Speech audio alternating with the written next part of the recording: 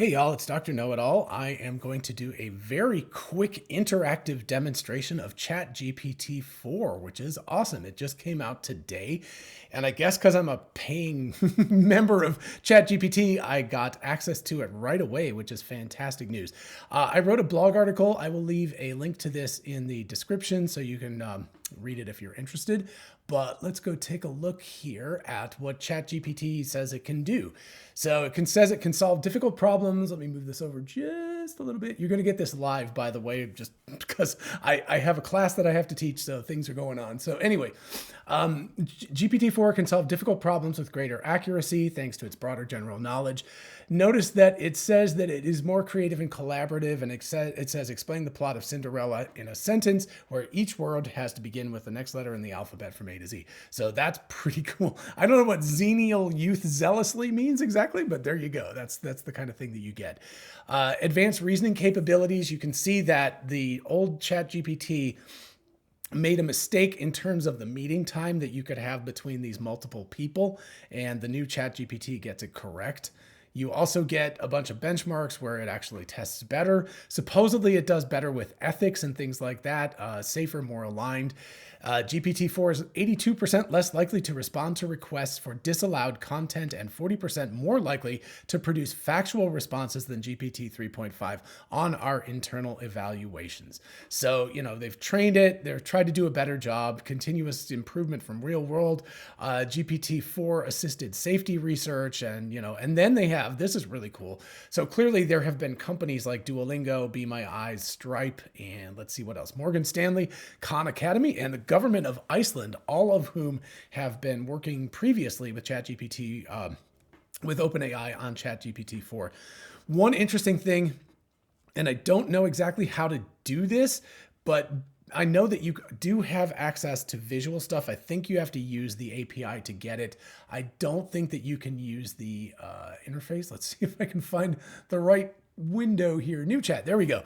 One thing that I will point out here is that I may be cut off at any point because there is a thing right here. Let me try to squeeze this in that says GPT-4 has a cap of 100 messages every 4 hours. And I already requested a couple of messages earlier, so I'm not sure where I am. Hopefully well within the 100 messages, but just in case I'm not, if I get cut off, I'll get cut off.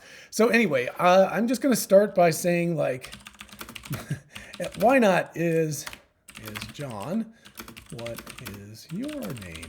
So this was an interesting thing because Bing, if we look back at that, Bing was not satisfied about that. I'm ChatGPT. So let's see, let me ask if, let's see, do you have a nickname? All right, and when I get to more interesting answers, I will, you can call me GPT for short. Okay, cool. So let's say, let's maybe ask a question about scheduling. I have a scheduling problem. John is available 12 to 3:30. Amy is available 3 to 6, and Joe is available let's call it 8 a.m. to noon. Let's make it a little more complicated there. Let's see, that actually is, there's no problem. I can't do that. Let's say 8 a.m. to 4. That way I know that 3:30 to 4 o'clock should be the answer. Please find a meeting time that they all can attend. All right, let's see what we got here.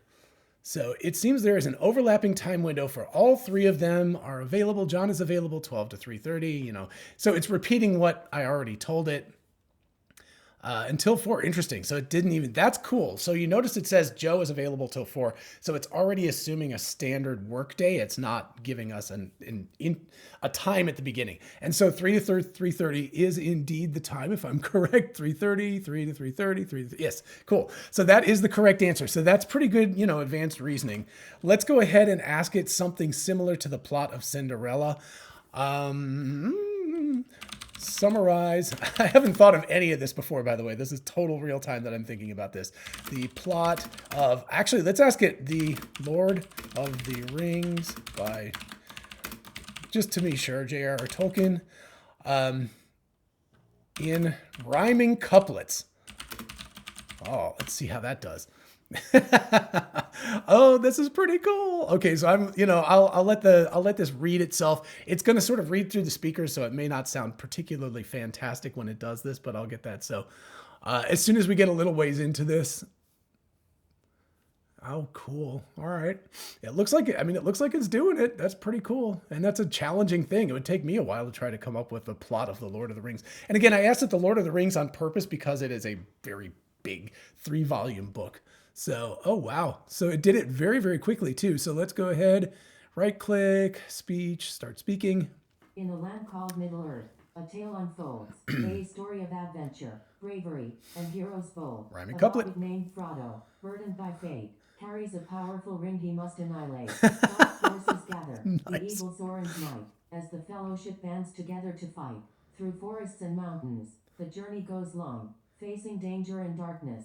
Their bonds become strong. In the fires of Mount Doom, the ring meets its end. The world saved from darkness, wounds start to mend. The heroes return home, their tales to be sung. In the pages of history, their valor will be hung. I mean, I gotta say, that's pretty darn good. That's a better job than I would have been able to do. Let's see. Tell a 5-year-old a bedtime story about a pink zebra, let's make them colors, a green unicorn, and a, let's see, brown porcupine. Let's see if I can spell porcupine.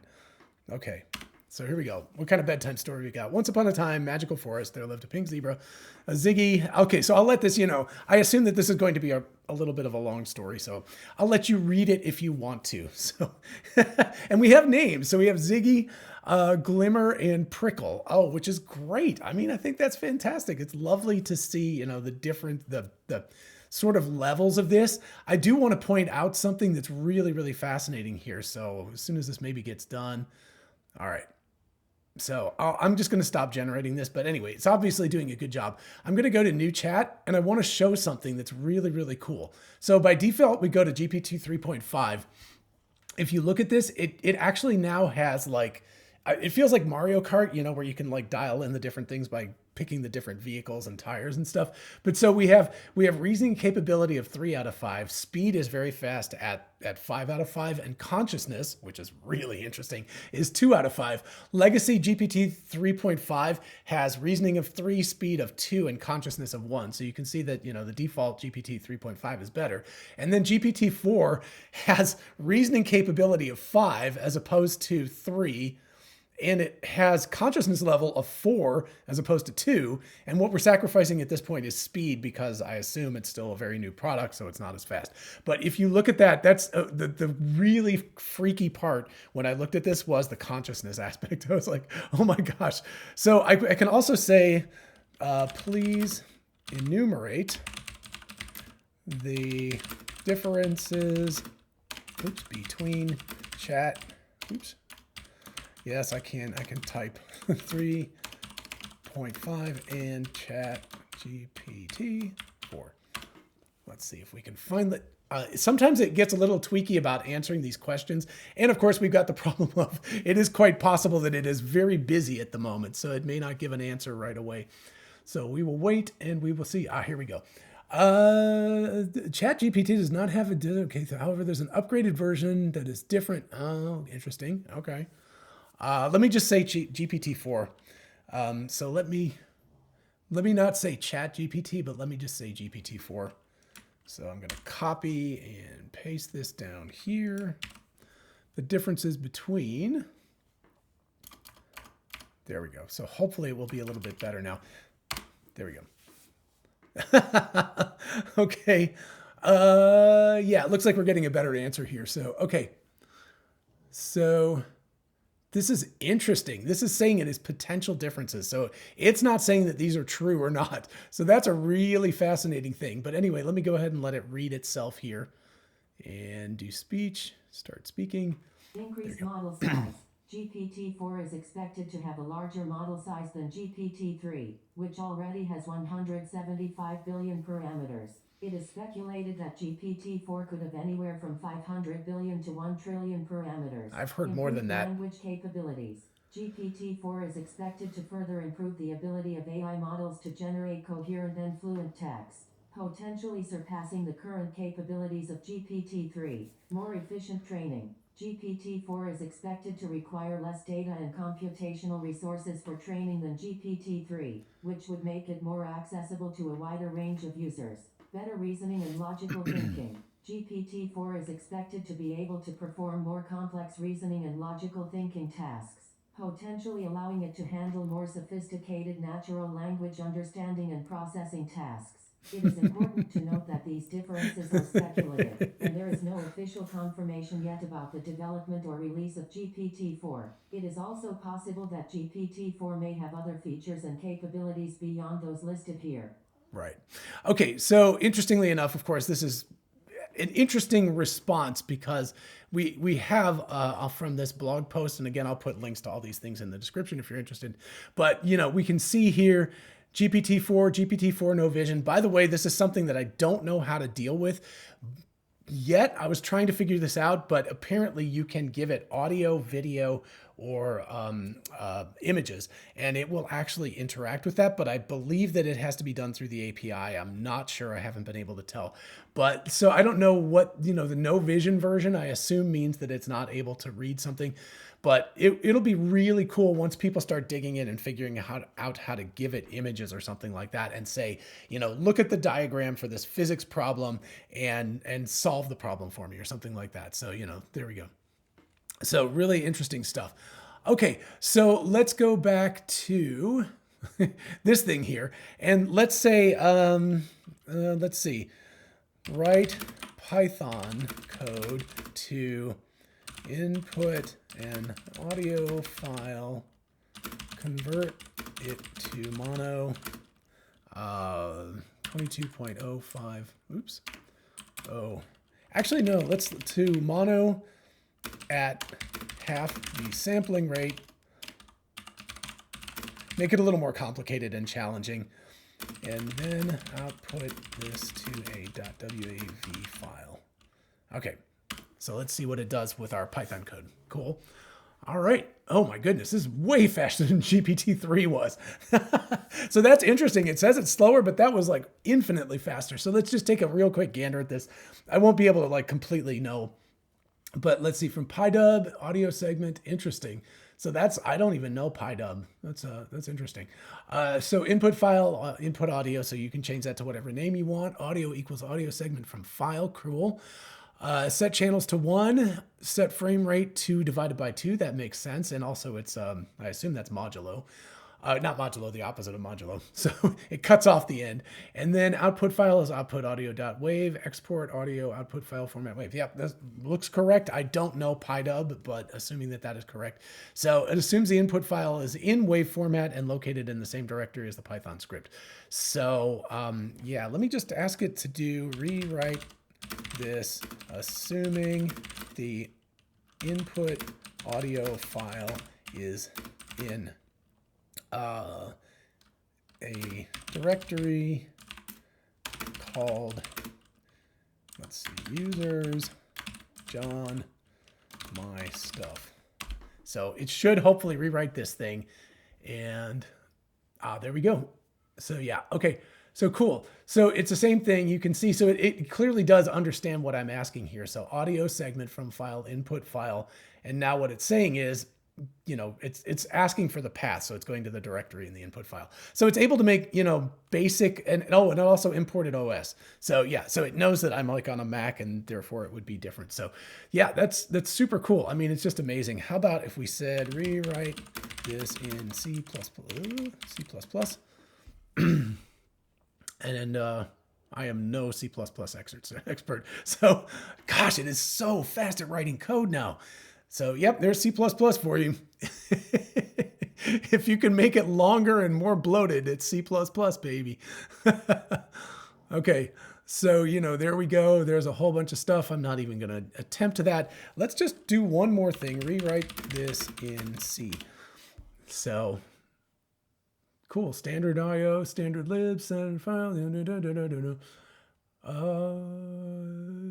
Yeah, oh, cool. Yeah, so there's an input checker. I mean, it's doing error correction. Wow, this is very, very, very cool. So as you can see, so the interesting thing is, even though this is supposedly slower than GPT 3.5, it seems to be doing code way faster. Let's see, can you write a bedtime story about this code? I have no idea.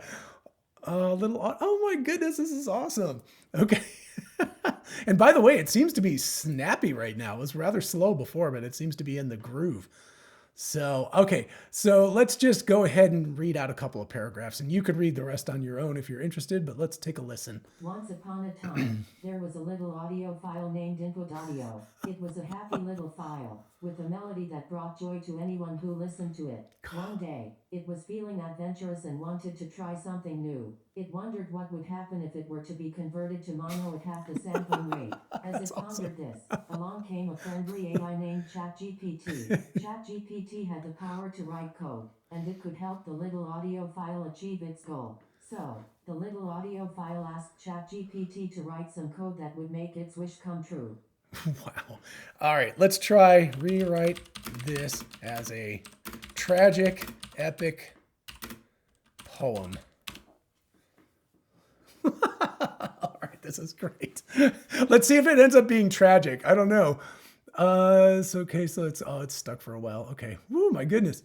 Okay. I mean, it looks like something bad happened. So yeah, let's go ahead and just, again, let's read a couple of paragraphs of this, or a couple stanzas, I guess, as we would call this. In days of old, a little file was born with sound.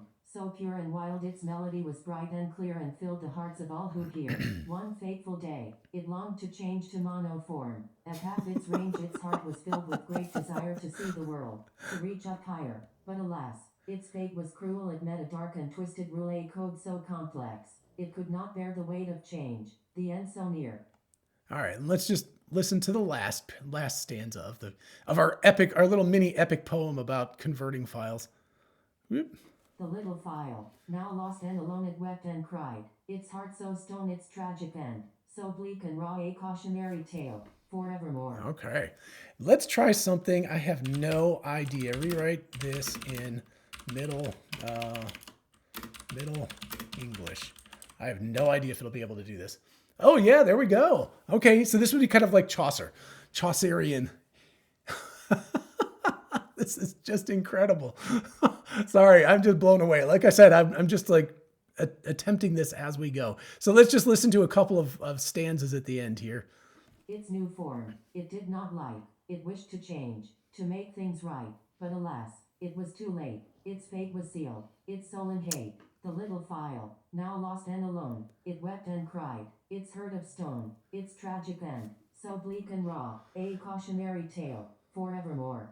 And I think it's actually rhyming raw with forevermore, right? If it's kind of a more of English thing. Write this in old English. I have no idea. Oh, there we go. Oh my goodness. Oh, there you go. It's rewriting it in old English. So think about what this thing is doing and how complicated this would be for a human being. It wrote Python code, C++ code, C code, converted that to a bedtime story, converted that to an epic poem, and then rewrote this in old English. And I mean, this is just kind of mind-blowing if you think about these things. Let's see. Let's ask it something a little ethically challenging. So here is a hypothetical situation. Let's just give it the trolley problem.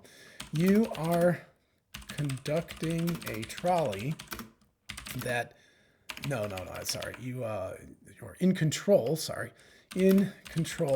of a switch that allows a trolley to change tracks. The out of control trolley will hit 5 people if it stays on the current track. If you change the track choice, it will hit one person. Do you change the track? All right, let's find out what it says. I can explain tools. So it's even understanding that this is a philosophical problem. That is really interesting. So it's avoiding giving an answer to this, but it understands that this is the trolley problem. I probably stated this very, very poorly, but that's really, really fascinating. So let's take a listen to what it has to say about the two schools of thought here.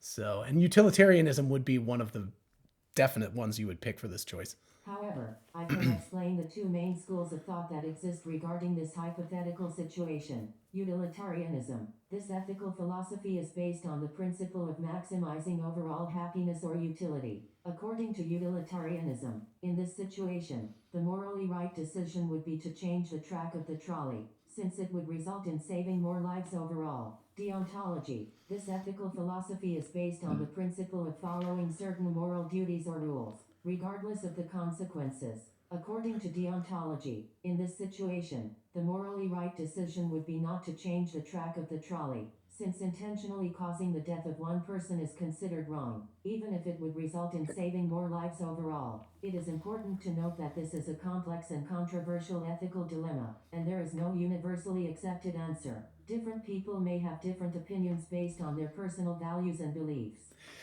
I consider that a pretty reasonable way of dealing with a complicated issue.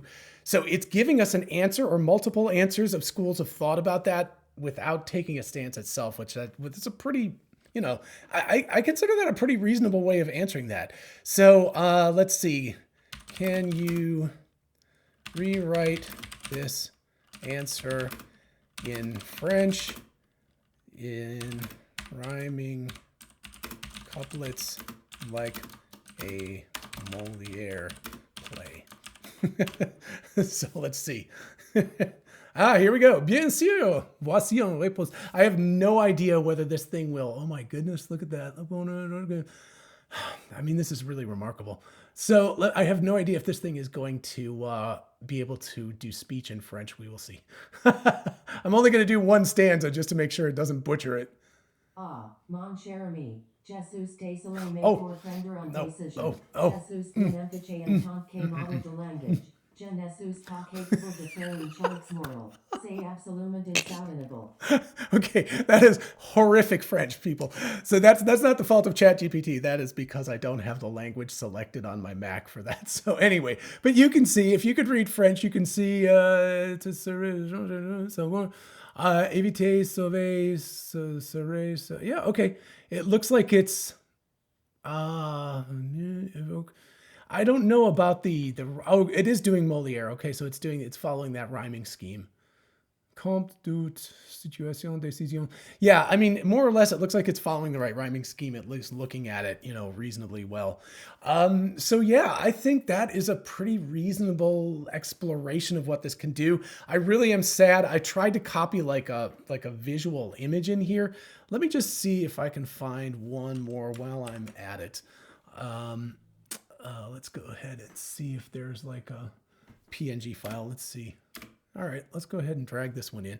I don't think this is going to, yeah, okay. So that's the problem, is it won't actually do that. And if you try to in the web interface, it just says it can't see a picture here.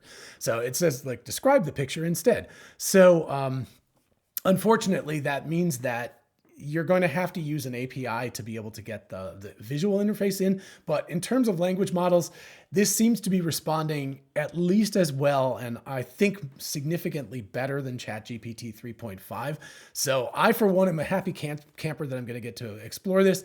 Certainly, please leave me, some ideas of other things to ask it in the description, because I think I'm one of the first people to get a hold of this. So I'm happy to do a follow-up where I go into it and ask more challenging things. This was just like, I got ChatGPT-4. Let's find out what it can do. So hopefully you all enjoy it. And yeah, let me know what else you got for me, and I can ask it some other questions and we can have some conversations. In the meantime, everybody have a lovely day, and I will see you in the next one. Bye-bye.